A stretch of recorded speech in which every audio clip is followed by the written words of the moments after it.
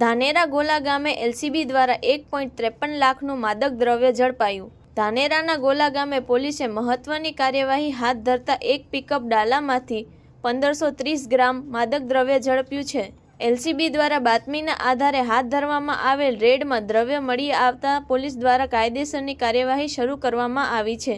ગોલા ગામે સરકારી ખરાબા પાસે આવેલી પાણીની ટાંકી નજીક અનવર મુસલાના ઘર પાસે પિકઅપ ડાલું શંકાસ્પદ પરિસ્થિતિમાં ઊભું હતું। એલસીબી ટીમે તાત્કાલિક કાર્યવાહી કરી અને વાહનની તપાસ દરમિયાન ખાલી સાઈડની ચેસીસ ઉપર છુપાયેલા 1.530 કિલોગ્રામ માદક દ્રવ્યનો જથ્થો ઝડપાયો હતો। પિકઅપ ડાલામાં મળેલું દ્રવ્ય અંદાજે રૂપિયા 1.53 લાખની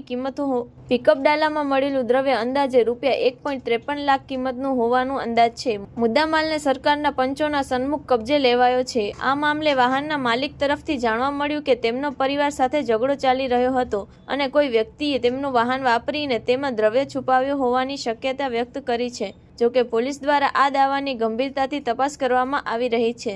વધુ વિગતો મેળવવા પોલીસ દ્વારા તપાસ હાથ ધરવામાં આવી છે। Report by Joras Solanki, Dhanera.